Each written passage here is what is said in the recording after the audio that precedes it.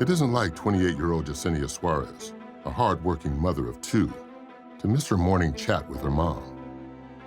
But despite repeated calls, Yesenia's not answering her phone. Felicita then tries her daughter's workplace. They told me she was gonna work from home, but they haven't heard from her either. I felt a little bit funny about it. So then I called her husband. Yesenia's husband, Luis Toledo, also doesn't pick up. By 10 a.m., and still no word from Yesenia, Felicita drives to her daughter's home. When I got to the house, I knocked on the door, and then the police came. I told the police, please, open the house. Moments later, Yesenia's husband, Luis, arrives. He got out of the car, and I said, Luis, where's my daughter? He goes, she left last night. Luis tells Felicita that Yesenia left with her children at some point while he slept. He has no idea where they went. Police ask Luis to let them into the house, which he does immediately.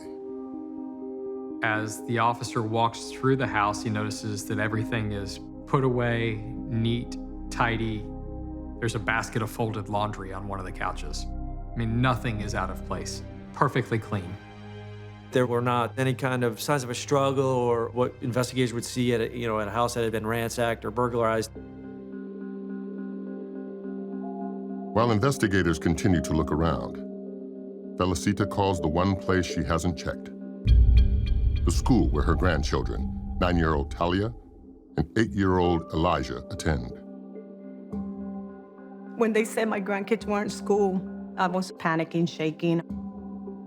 Yesenia's very strong-minded about my niece and my nephew's education, so they wouldn't miss school unless they were, let's say, sick. Something was just not adding up. As they typically do, police start close to home by looking at Yesenia's husband, Luis Toledo. Yesenia gradually realized that Luis's tough exterior came from a rough past. He had been a member of the Latin Kings gang and had a criminal record, but he had made an effort to put that chapter behind him. 2 years after living together, they decided to get married. They decided to get baptized at church to, be that Christian family. Luis even turned on his old gang by becoming a witness for the state. It seemed that Yesenia had found her happily ever after with Luis. But 2 years into their marriage, their relationship started to change. Toledo had suspected for some time that Yesenia was having an affair. He started confronting her more and more, and ultimately learned that she was having an affair with a coworker. The day before Yesenia goes missing, Luis's jealousy reaches a boiling point. He went to the workplace to confront her and to confront the coworker. So I was wondering if I could have a police officer come to an office building. We have somebody that will not leave. Give me 1 second, okay? He kind of stormed into the building, caused a large disturbance in the middle of the office, confronted her. Both of y'all deserve each other, man. That's what I'm saying. And I got some messages to show you. I hear some disturbance in the background. I'm sorry, I can't hear you because they're having confrontation in front of me now. I'm sorry. She tried to get him to quiet down and move into her private office. He did, and then he slapped her, actually put his hands on her and hit her. Are there any weapons involved, ma'am? No, not at all. And it looks like he's leaving now. Officers arrived, but he had actually left the premises. There were charges outstanding as a result of that occurrence. With Yesenia, Talia, and Elijah now missing, Luis Toledo is squarely on detectives' radar. They can't take any chances. Toledo was arrested on charges related to the domestic violence that occurred at the office the day before. Yo, how can this be a missing person? She hasn't even been gone a couple hours, Right. Luis continues to insist he doesn't know where Yesenia and the children are. But investigators can't get past the confrontation at Yesenia's workplace the day before. That evening, Yesenia and the kids ate dinner at Felicita's home. Lewis claims that just after 1 a.m., he walked outside the house and saw his neighbor, Tyshawn Jackson. They chatted briefly. Then Lewis slept in his car and went back into the house around 8 a.m. Like a real good investigation room, huh? Yeah, man. But Tyshawn tells police a different story. He says they drive a county away, probably 45 minutes in the car. All the time, Tyshawn Jackson is thinking he needs to get a brake job or something. Toledo parks the car in a Publix parking lot. What exactly happens as soon as you pull up? What do you see? I see Louis standing outside. Like he's by the door, he looked back at me. Then like he looked back and started cleaning the car down, wiping it down. He says Toledo is spraying down the car, wiping down the handles, taking items out of the vehicle and stuffing them into plastic bags.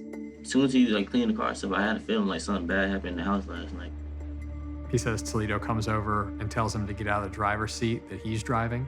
Tyshawn hops in the passenger seat, and for the 45-minute ride home, Toledo doesn't say a word, not a single word to him. Along the ride home from the location where he dumped Yesenia's car, Toledo stops behind an apartment complex parking lot and throws a bunch of stuff in the dumpster. Ty has no idea what it is. He says it's the most uncomfortable ride of his life. When they get about a mile from the house, there's a red light. Toledo looks at him and says, "I just snapped," and doesn't say another word. He talks to law enforcement at the station for a long, long time. He ends up going on a ride, showing them the route that he traveled with Toledo, showing them where the car was abandoned, and ultimately takes them to the dumpster where we were able to recover some of the personal effects, some of the property of Toledo and Yesenia. As dawn breaks, nearly 24 hours into the search, there's still no sign of Yesenia, Talia, and Elijah. Lewis says that when both he and Tyshawn went inside the house to play video games, the situation soon escalated. She got up when she saw Tyshawn. She started going off on me, whatever, da-da-da. And she told that she wanted everybody to leave. She wanted me to get out the house. I told her I didn't have to go. She came at me. She grabbed me on the back. I got these scratches back here. She grabbed me from the back. I just got upset. I got so tired of her grabbing on me. I couldn't get her up with the neck. She fell down on the floor, holding her neck, looking at me. She couldn't breathe. She stopped breathing. All this time, Talia and Elijah are home. The kids came out of the room because of the screams. I told Tyshawn, take them over there, please take them. There's this panic in the home as the kids run out and see their mother dying. Toledo asked Tyshawn Jackson to take the kids in the other room so that he can help his dying wife on the floor. He came back out, he asked me if she was dead. I said, yeah. He went back to the bathroom. I heard blah, blah, blah. I went over there, he had the fucking thing in his hand. He hit my kids in the hand. There was blood everywhere. Instead of taking them safely into the other room, the story that Toledo tells is that Tyshawn Jackson took them into the other room and got an axe and hit them in the heads. I told him, what the did he do? He told me. He can't go to jail for my wife's murder. The kids saw it. I said, oh my God, Tyshawn, you killed my kids. You killed my kids. Lewis claims Tyshawn told him what needed to happen next. He said, you could get rid of them. So he took the shovel, he put them in the car, in the trunk. I helped him carry them. And he left and I started cleaning everything up. I don't know what he did with them. I don't know. I'll tell you, I don't know where they at. I don't know. It didn't hurt my babies, I swear. Police still don't know where Yesenia and her children are, but they're confident they're not alive. Lewis told me they're dead. Okay, he's giving me specifics as far as how they died, and he put you as the primary person responsible for some of their deaths. Not all of them, but some of them. He did not put me in no primary respect like that. He didn't. Why would I with you? Why would I did not have anything to do with that death. Once again, Tyshawn recounts the events of October 23rd, just as he had several times before. His story doesn't change. I did not leave my house Wednesday night at all. 0. Left my house 6:11 Thursday morning. We tried to learn more about Ty. We went and talked to his mom. We talked to people that knew him well. We took polygraph tests, and while they're not admissible, they tell you a lot about a person. We conducted a search warrant on his house, looking for items of clothing, looking for any evidence of blood related to the kids. Ultimately, what we found is that Ty was not there that night. Ty didn't have anything to do with the death of the kids. Toledo was completely full of it, and this was his effort to cover up what he had done himself. All the evidence tells investigators one thing. It was abundantly clear that he had killed Jasenia and the kids. Luis Toledo is formally charged with second-degree murder of Jasenia Suarez and first-degree murder of her 2 children, Talia and Elijah.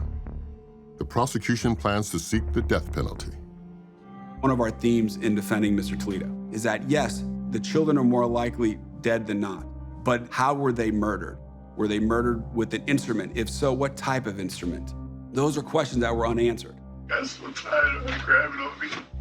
I couldn't get her open. The neck, she stopped breathing. She died looking at me. Lewis's interrogation and the video of that came in and the jury saw it. Now we had to rebut that and defend that in front of the jury. And that made the case very difficult. After deliberating for a single day, the jury returns a verdict. They find Luis Toledo guilty of first-degree murder for the deaths of Talia and Elijah, and guilty of second-degree murder for the death of Jasenia.